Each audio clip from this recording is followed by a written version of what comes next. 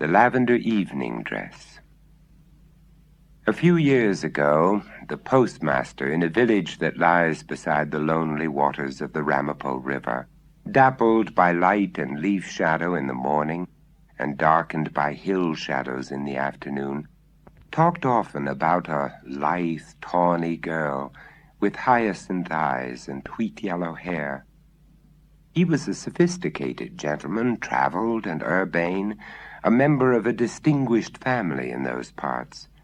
To atone for his sins, he said, he taught a boys' class in a Sunday school that was in session on the first day of each week after the preaching, in a tiny, weathered church back in the Ramapo Hills. From the summits of those hills, on a clear day washed by recent rain, the slim gray towers on Manhattan Island seemed to advance into sight and hang like figures long ago worked into the tapestry on the old blue sky wall. None of the boys in the Sunday school had ever entered the city on the horizon, and only a few of them had been to Hilburn or Sloatsburg in York State or any of the New Jersey towns to the west.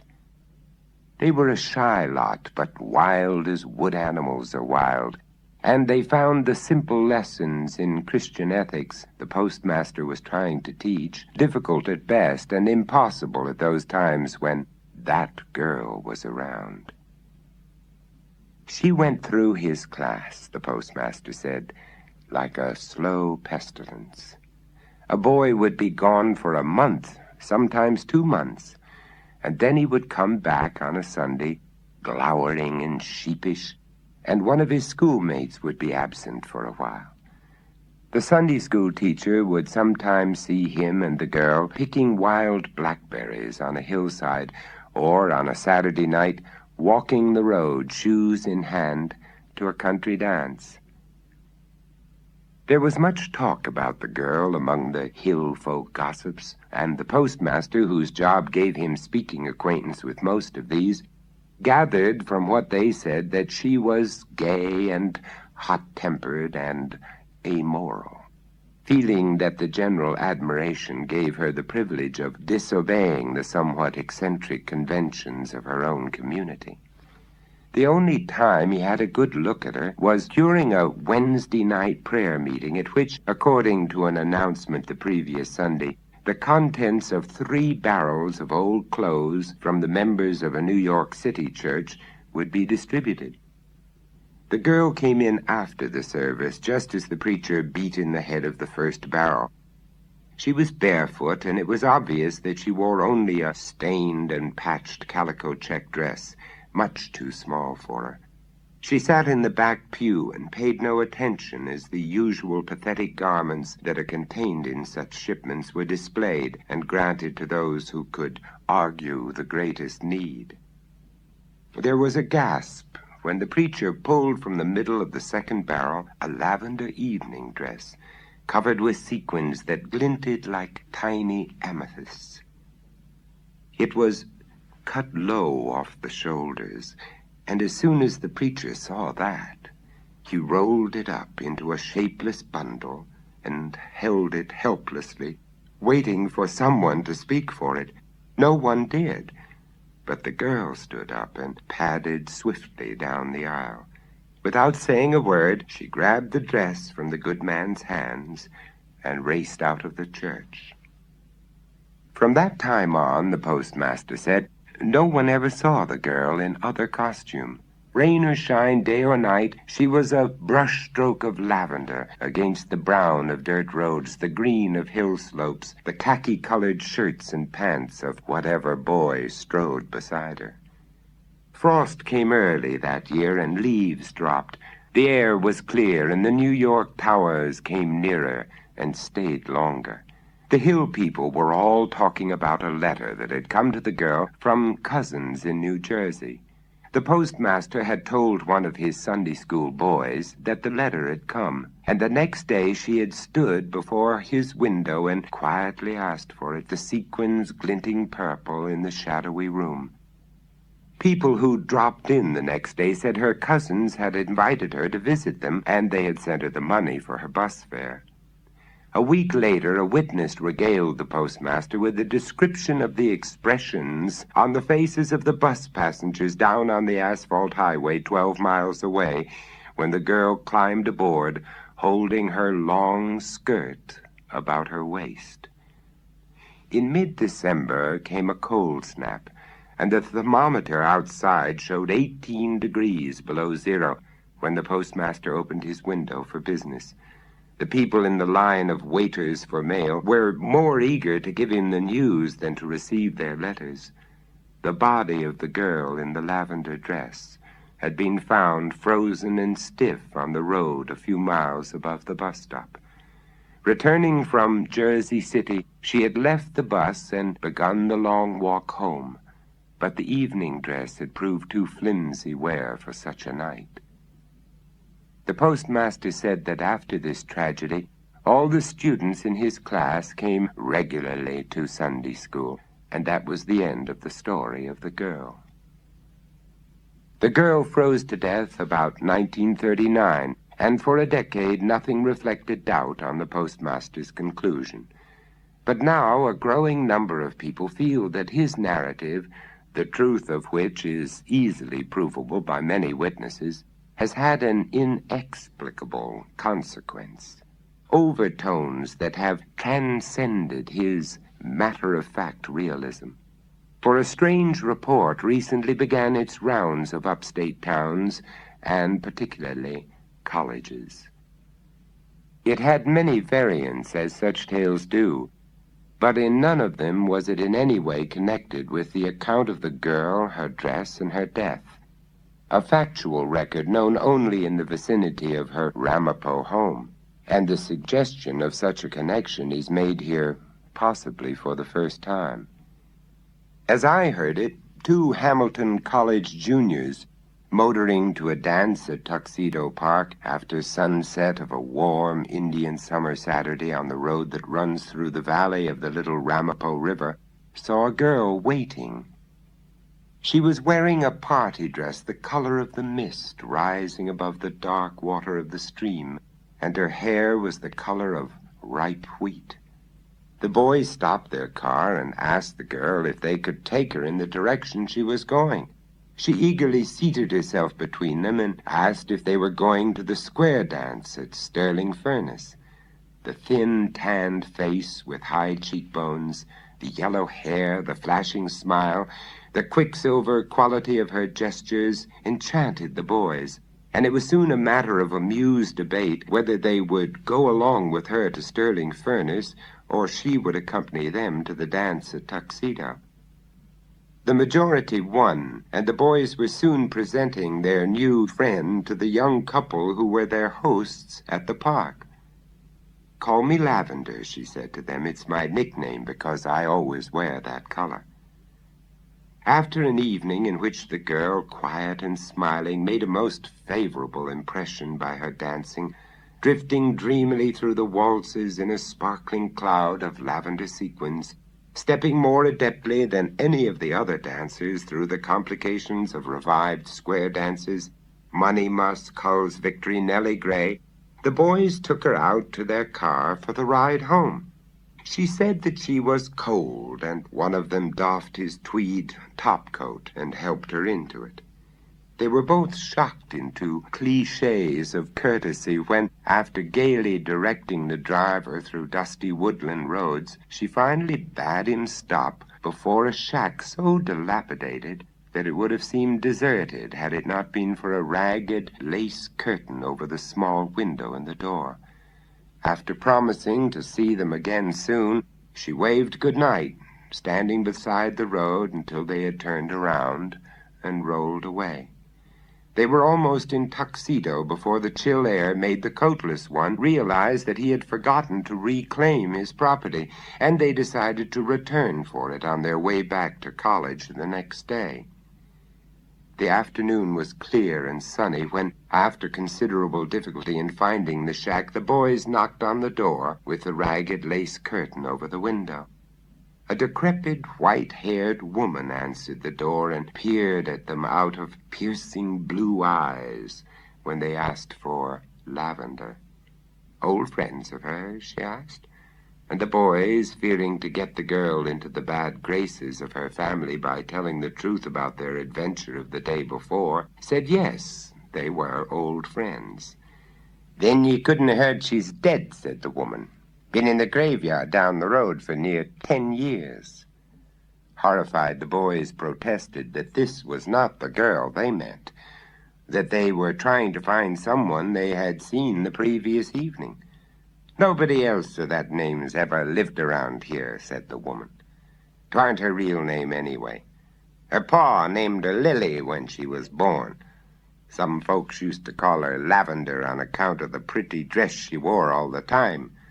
She was buried in it. The boys once more turned about and started for the paved highway. 100 yards down the road, the driver jammed on the brakes. There's the graveyard, he said, pointing to a few weathered stones standing in bright sunlight in an open field overgrown with weeds. And just for the heck of it, I'm going over there. They found the stone, a little one marked Lily, and on the curving mound in front of it, neatly folded, the tweed topcoat. Bond of Reunion. 6 good companions vowed one end of summer night that they would sometime come back to Pascagoula. They had parted in many another September, knowing that in June they would be together again beside Mississippi's Gulf waters. Now they were possessed by the youthful mood of perhaps never again, as their driftwood fire lighted the weathered pillars of the house behind them and the line of shore ahead where dark ripples winked on the white sand. The 4 girls had been childhood neighbors and close friends in New Orleans. 2 of them would be graduating from college in the spring, and there would be no more long, sun-drenched vacations at the rambling seaside house of Jane's mother. The 2 boys were brothers, Bud and Jimmy, and they had grown up in Pascagoula, helping the widowed mother with her pecan orchards and running wild in the moss-hung woods and along the Gulf Coast bayous. "It won't take," said Jimmy, youngest of the party, "unless each one of us leaves something he likes behind him. Then we can be sure there'll be a time when we can all be back to tell each other all that's happened to us since we went away." "Oh, what do you like most of all?" said Bud, laughing, knowing what his brother's answer would be. "The sparrow," said Jimmy promptly, and all looked for the black outline of his catboat rocking at her mooring just offshore. "It's funny," said Elizabeth thoughtfully, "but I never think of the sparrow as belonging to anybody. She's more like one of us, the 7th one. We've sailed her over every inch of water in miles and miles.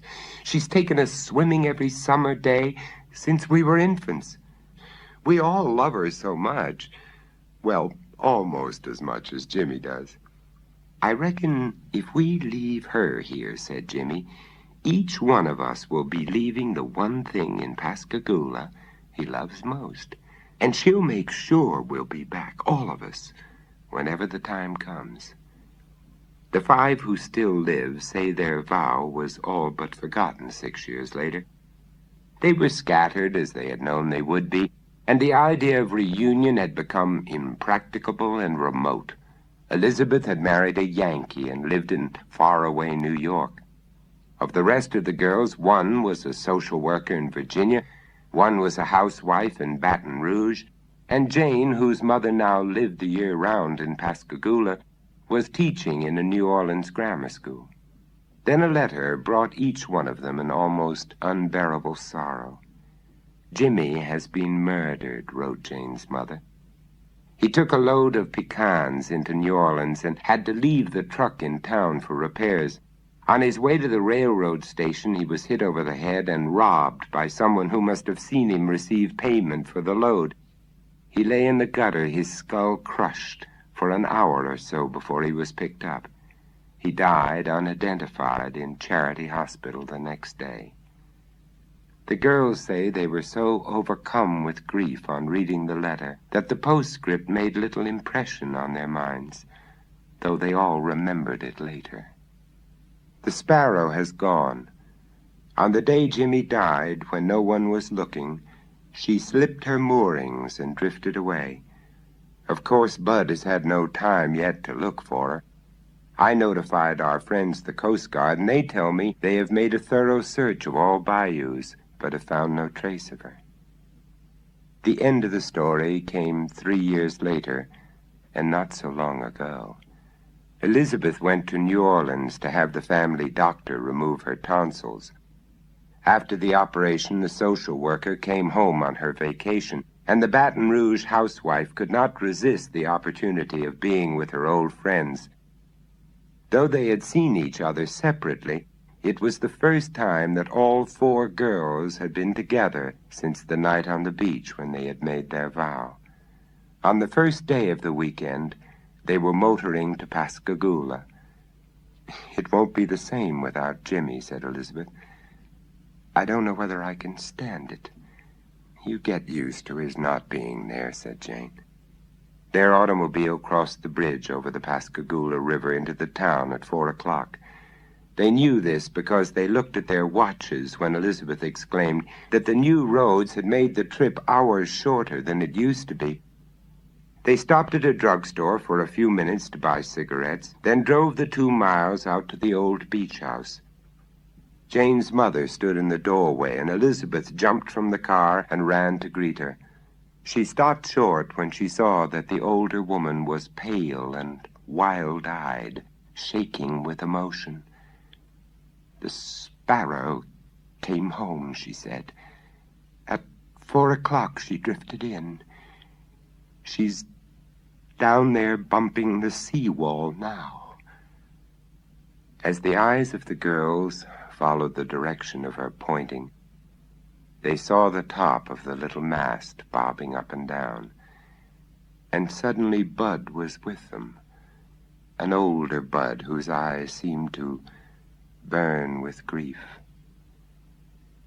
"He told us that the Sparrow would see that we all came back," he said. "And now, don't say it," said Jane sharply. And they were all silent, in the shock of their inescapable surmise. Harp Notes in the Mist. Years ago, I lived for a few months in the little town of Pass Christian at a tavern called the Inn by the Sea.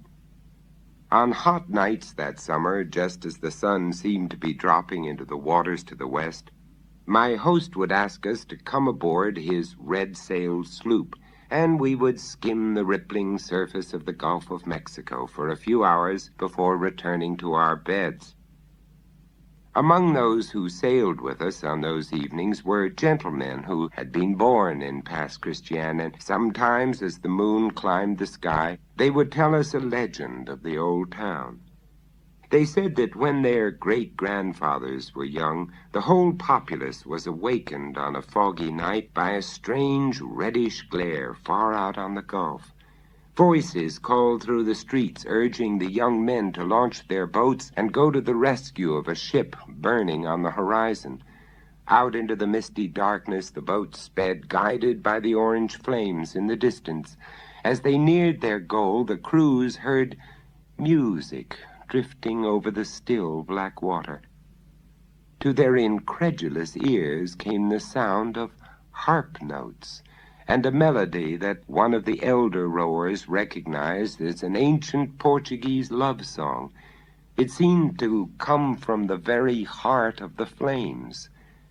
When the leading boat was so near that those in it could hear the crackle of the racing fire, there was a sudden explosion, and the ship went down, leaving only a few charred timbers floating on the water. The would-be rescuers circled about, but found no survivors. Shocked by the tragedy, they returned to the shore, and there, to their surprise, they came upon a beached lifeboat in which the captain of the ship and 4 of his men had made their escape.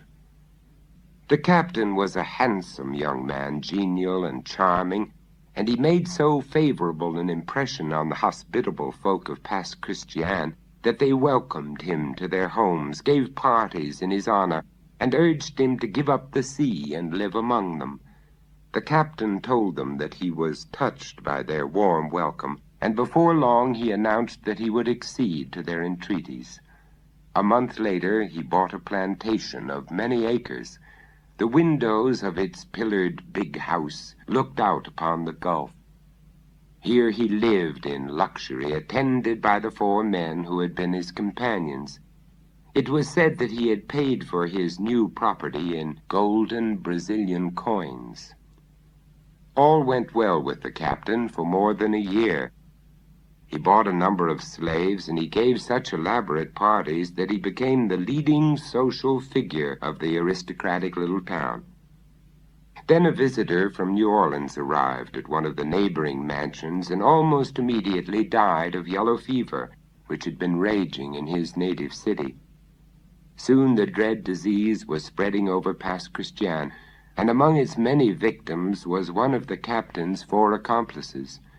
The doctor who attended the unfortunate man found him out of his mind with fever and heard him confess a horrible crime.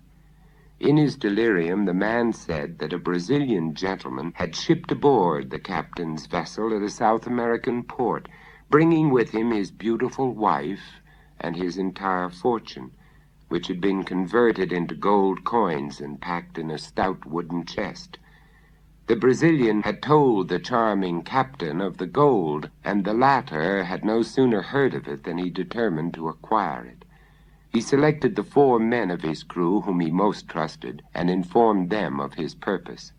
They would murder the rich passenger, he said, and load the money chest into the 1 small boat aboard.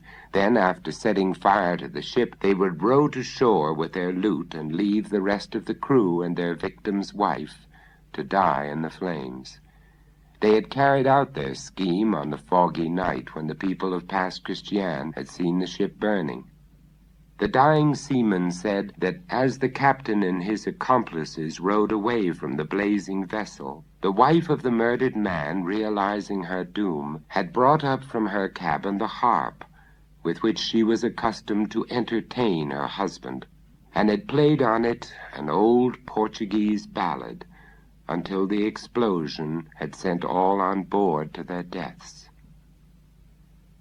After the death of his fever-stricken patient, the doctor realized that his report of words spoken in delirium could not be accepted as positive proof, but he told his friends what he had heard, and the captain suddenly found himself a marked man.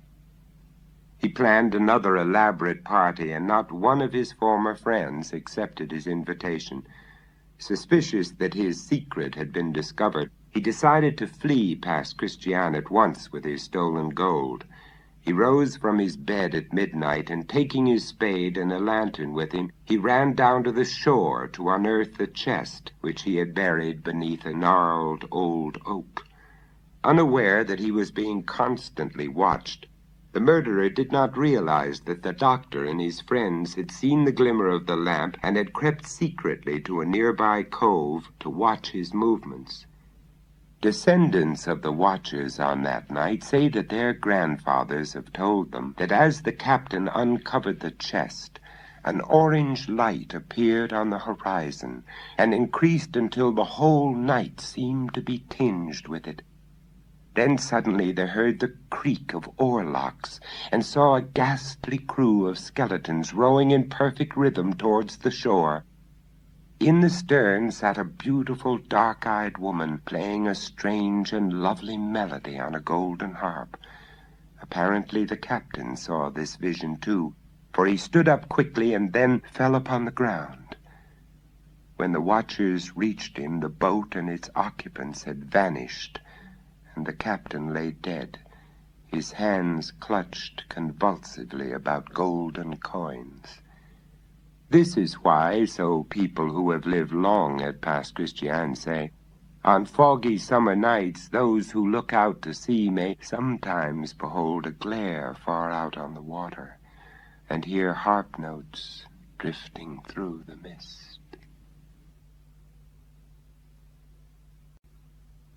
The Tale of the White Dove. When the mistress of the big house lay dying, so the house slave said, she raised herself on her elbow and vowed that she would come back to her home. She would come back as a white dove to her husband and to the garden where they had been happy together. No white dove came to the garden for months nor for years. But on the day that the master carried a bride inside the pillared portal, the slaves heard a low grieving, and in the garden, hardly distinguishable against the white blossoms on the snowball bush, they saw the white dove. Every afternoon after that, at exactly the same time, the bird appeared, uttering heart-broken moans. The slaves were frightened. They said that their first mistress had kept her word. The whole community became excited. People began peering over the garden wall to see the dove. The bride became tearful, the master exasperated. Finally, one afternoon, gun in hand, the master strode from his house in a towering rage. As he approached the snowball bush, the dove rose in the air, fluttered toward him. He raised his rifle and fired. A woman's scream sounded over the garden, and the dove flew away, a sudden crimson staining the whiteness of its breast. That night, as he lay in his bed, the master died. No one has ever known the cause of his death. The master was buried near the snowball bush, and though the house has fallen into ruins and the garden is overgrown with weeds, the gravestone still stands. When I last visited in Alabama, neighbors told me that each spring, when the snowball bush blooms, they can hear a dove moaning in the night. Then they remember this story. One of them says that he rode by the old house one moonlight night and saw on the topmost branch of the bush a white dove. Its breast, he swears, was stained blood red. Magic candle to find treasure. Ingredients: human tallow, 1 piece of hazel wood, large. Preparation: make a candle of the human tallow. Fashion the hazel wood into a horseshoe-shaped holder for the candle. Place the candle in the center of the hazel wood so that the candle is between the 2 parallel sides of the hazel wood. If this candle is lighted in a subterranean place and sparkles brightly with much noise, it is a sign of nearby treasure. It will sparkle more and more as you near the treasure, but will go out when you are quite close. Since the treasures are often protected by spirits of the dead, it is good to have some blessed wax candles along to provide light when the magic candle goes out, and to conjure up these spirits to see if there's anything you can do to help them. It is most imperative that you do whatever the spirits may require of you. Hand of Glory. Ingredients: 1 hand of a felon, part of a funeral pall, zimat, niter, salt, fern and vervain, optional, long peppers, fat of a gibbeted felon, virgin wax, sesame, pony. Preparation: take the right or left hand of a felon who is hanging from a gibbet by the highway. Wrap it in a bit of funeral pall, and very tightly so. Put it into an earthenware vessel with zimat, niter, salt, and long peppers, all very well powdered. Leave it thus for a fortnight, and then take it out and expose it to full sunlight during the dog days until quite dry. If the sun be insufficient, try an oven heated with fern and vervain. Next, make a candle with the fat of the gibbeted felon, virgin wax, sesame, and pony. Use the hand of glory as holder for this candle.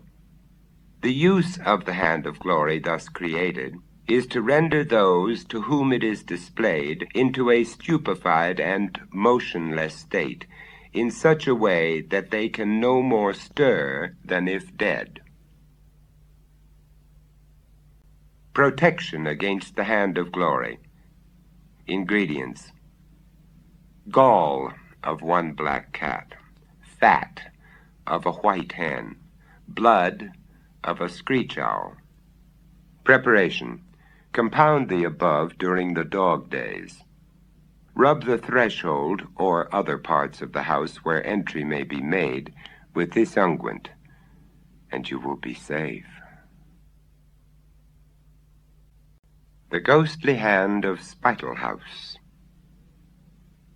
George Alderson owned the English inn called Spattle House some 200 years ago. It perched high on Stainmore in Yorkshire's North Riding.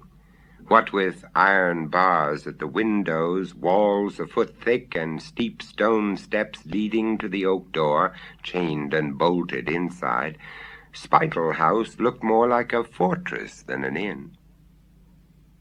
One stormy night in October, the innkeeper and his son Bob sat cleaning their hunting knives and firearms before the blazing logs of the hearth. "Up here on the moors, a man must be prepared for everything," remarked George Alderson, rubbing the shining blade of a knife on his sleeve. "Aye, the master is right," declared the little maidservant Bella, glancing from the pot she was stirring to Mistress Alderson, busy at her spinning wheel. "'Tis nights like this, when winds howl and the rains beat, that evil men crawl from their holes." George and Bob nodded. They always kept their weapons handy, for in those days highwaymen roamed the solitary region around Stainmore as well as honest men. Both coming and going, travelers by stage twixt York and Carlisle stopped off at the inn, for Spattle House, though grim and forbidding outside, was cheerful and warm within, with a succulent joint usually turning on the spit of the hearth. Once a weary traveler had dried his boots and sipped a mug of steaming posset, Bella offered tasty soup from the pot, along with a radiant smile. A warm welcome and a good feather bed awaited folks at Spattle House. Small wonder that fame of the old inn had spread the length and breadth of North England. Now, on that gale-whipped October night, George Alderson glanced around the comfortable room. The cheerful whir of the spinning wheel and the smell from Bella's pot made a man glad to sit by his hearth. "We beat the storm by a good 2 hours," he remarked to his wife Margaret, "and lucky we are to be home from the fair. What with wind coming up and rain pelting down, it's good to sit here warm and snug, with our horses bedded down for the night." "That it is," Bob agreed and grinned at his father. "And it's good, too, to have our handsome profits for the sale of our sheep bedded down in the cupboard tonight." Mistress Alderson lifted her comely head and smiled at her men. "And," Bob continued, "since this is the sort of night cutthroats and robbers take for plundering the moors, I'm thankful to have my blunderbuss cleaned, should there be need to use it." Bella vigorously stirred her pot. Bob was right. This was a night to be careful. She, a country girl, born and reared on Stainmore, knew more about cutthroats and robbers than her masters from York.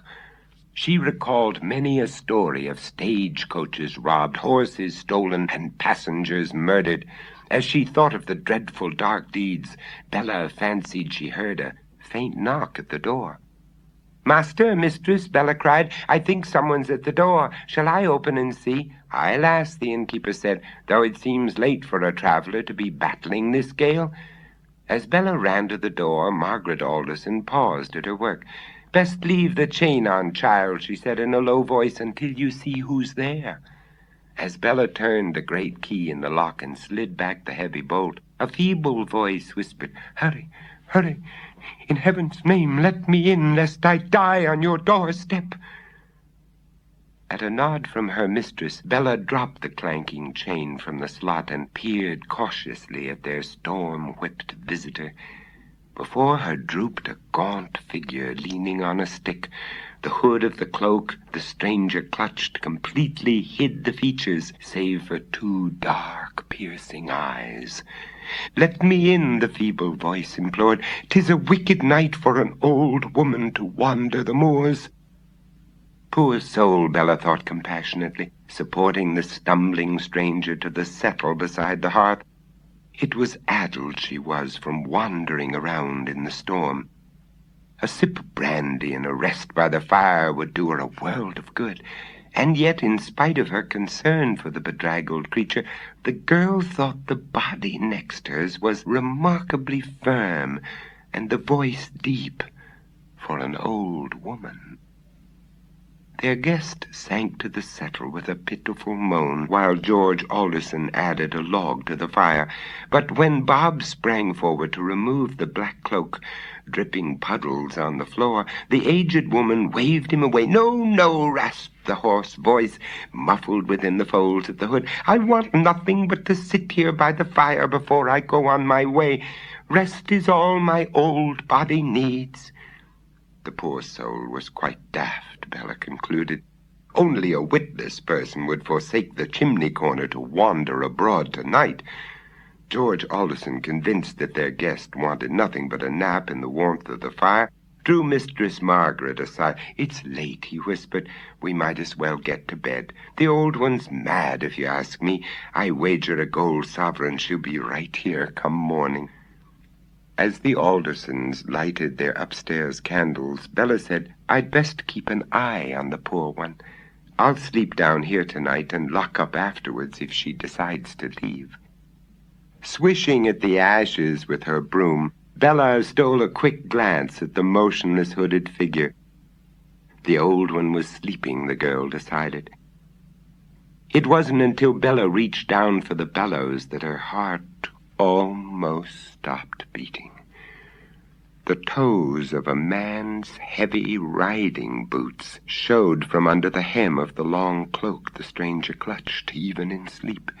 This was no half-witted crone, but surely a robber disguised as an old woman.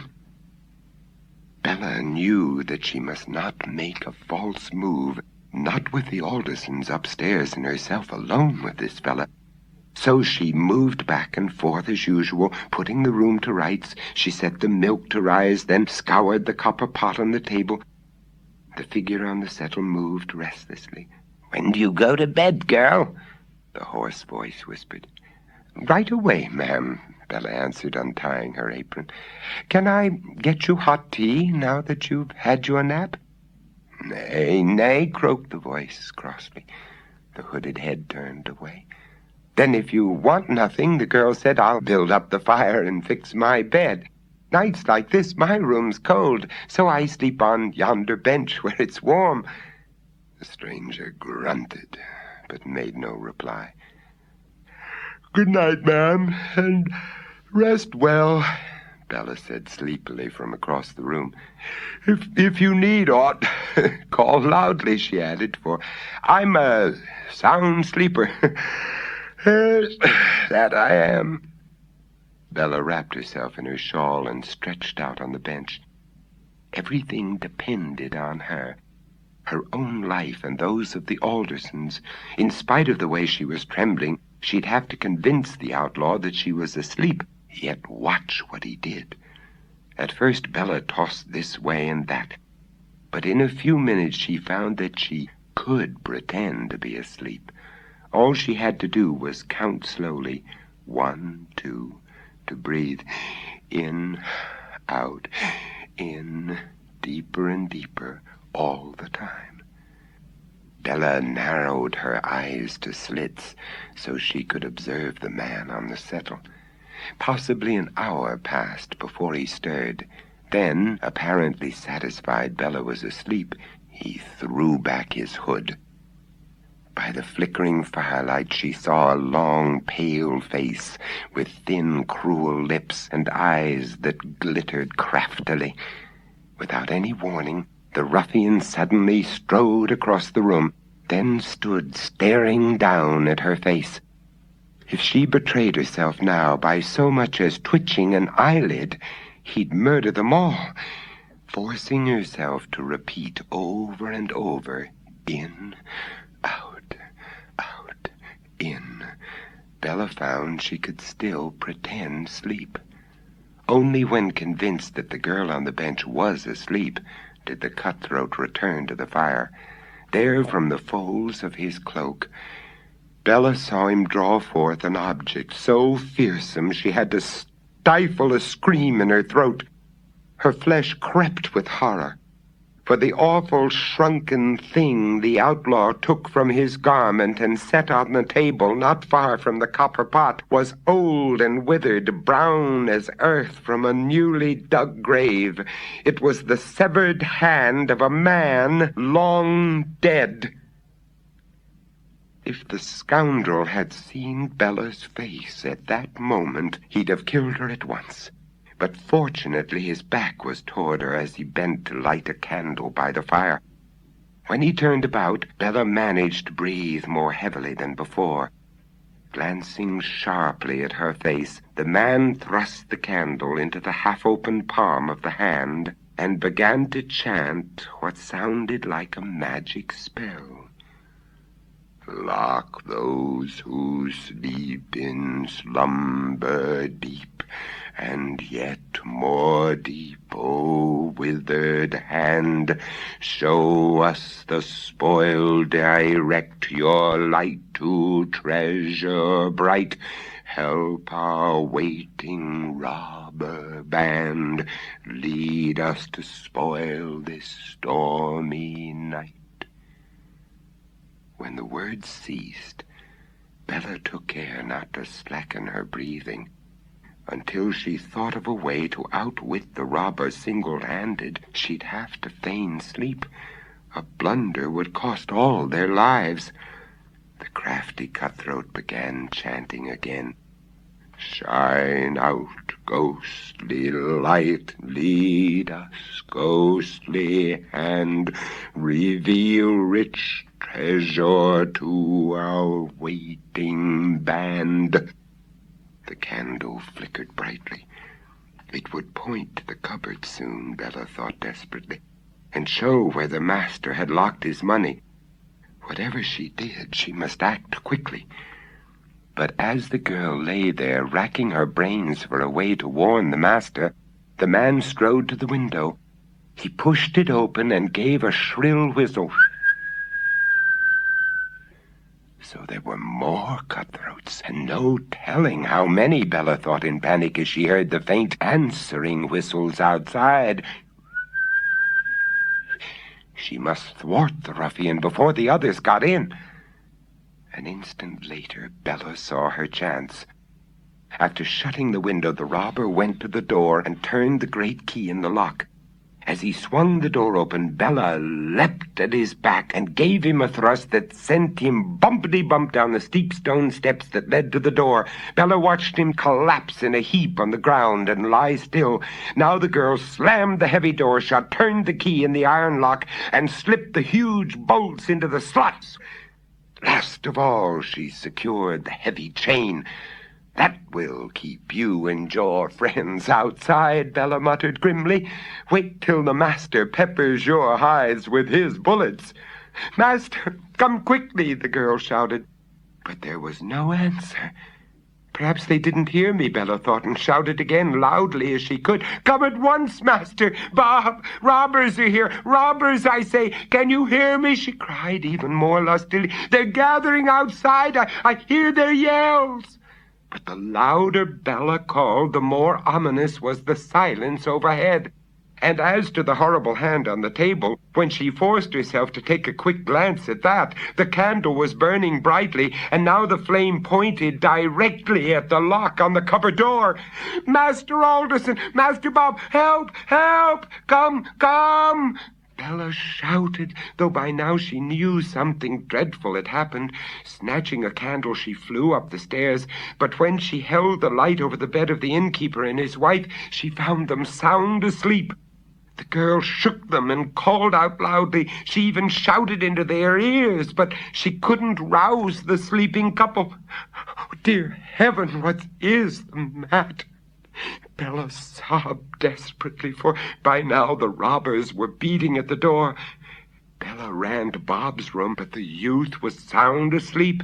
It was only after she had doused his face with cold water, dragged him from bed by the feet, and still he slept, that she remembered the robber's spell.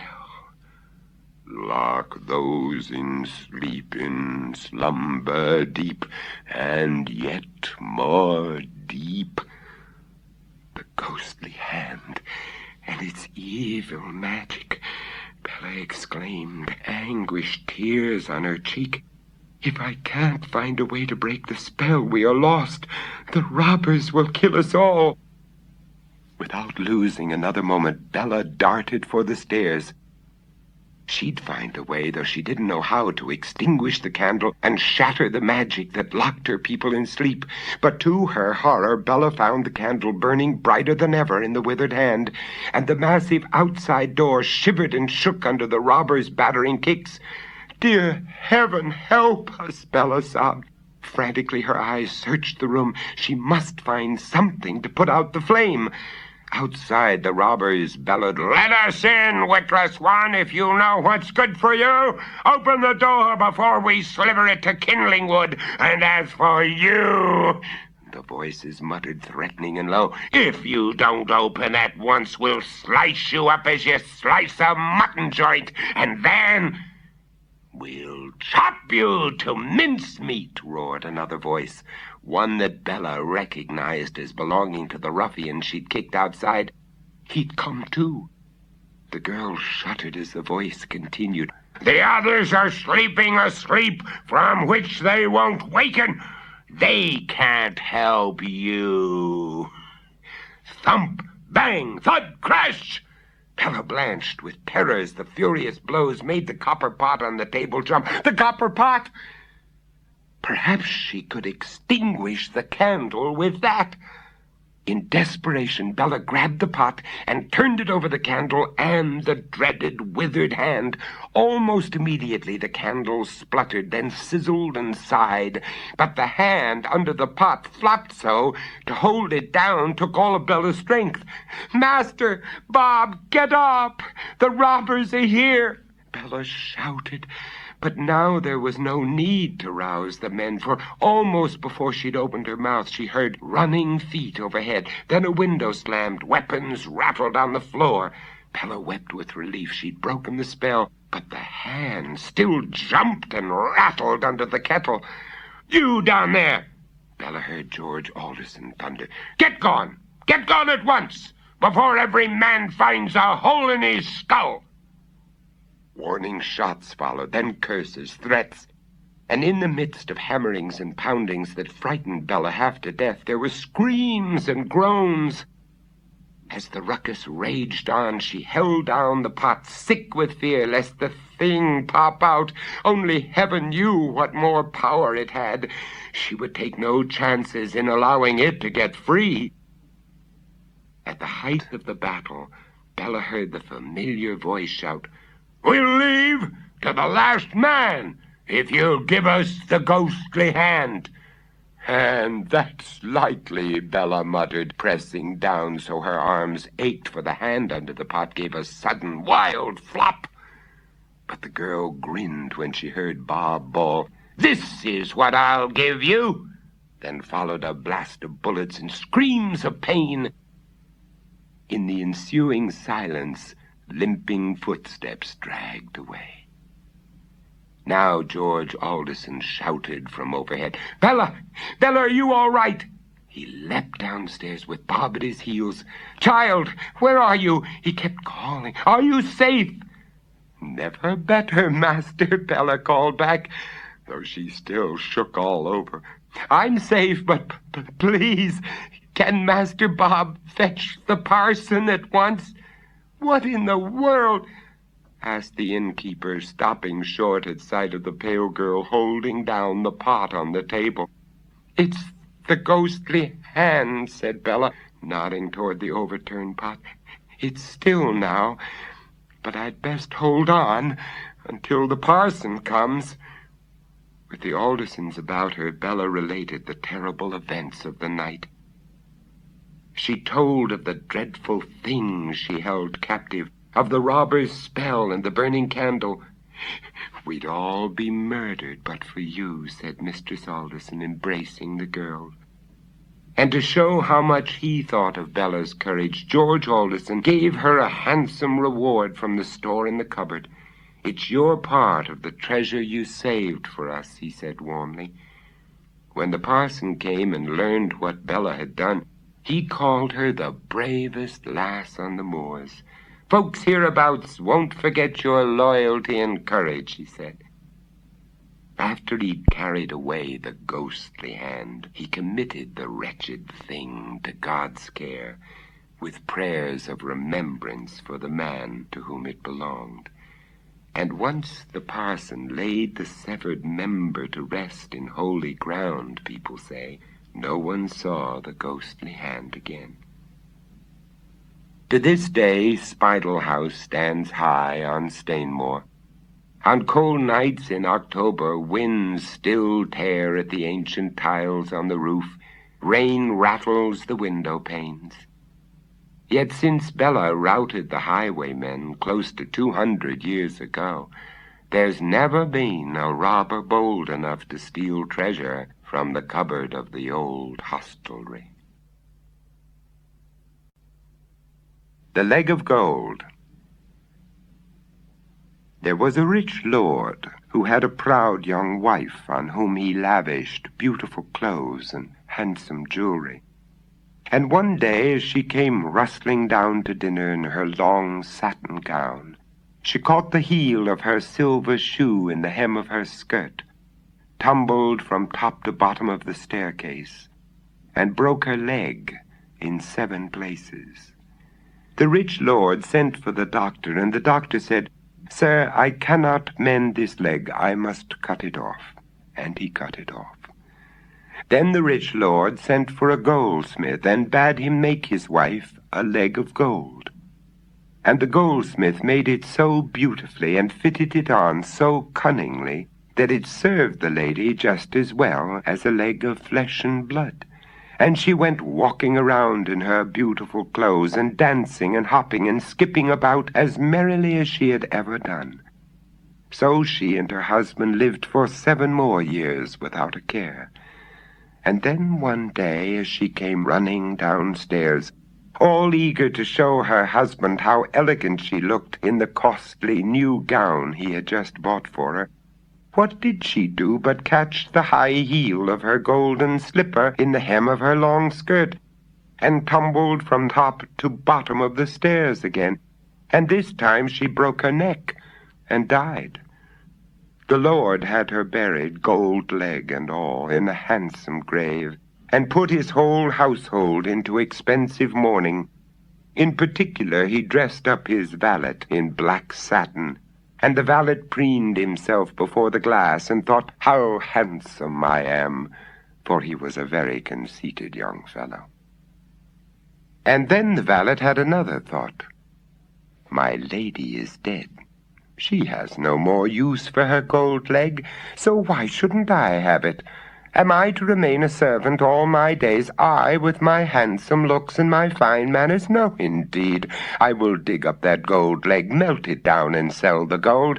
Then I shall be possessed of a pretty little fortune, and can set up as a gentleman."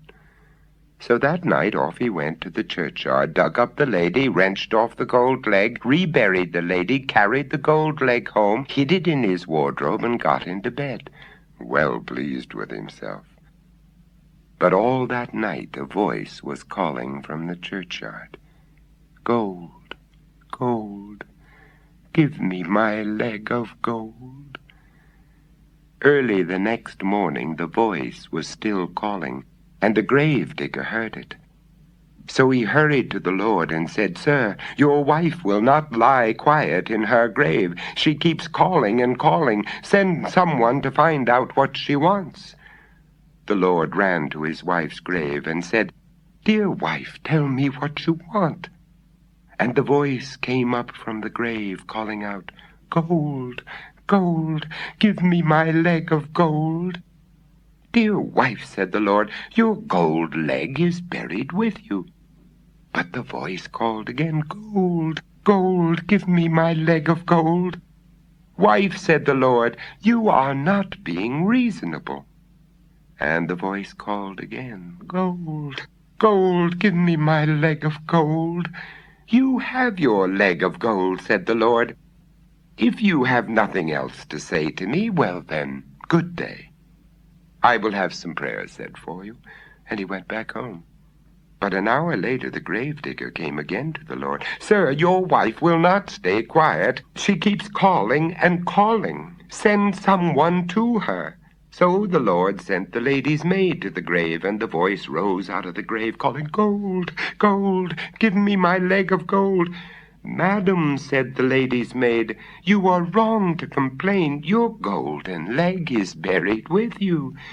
But the voice called again, "Gold, gold, give me my leg of gold." "Madam," said the lady's maid, "is this reasonable?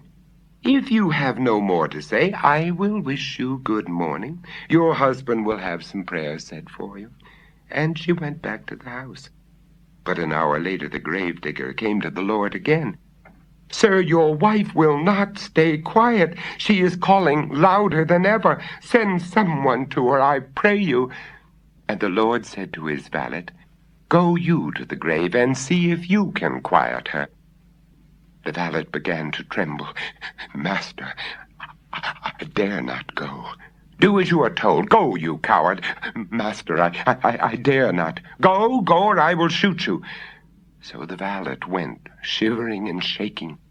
And as he went, he heard the voice from the churchyard calling out louder and louder, "Gold, gold, give me my leg of gold." So he came to the side of the grave, and his legs bowed under him.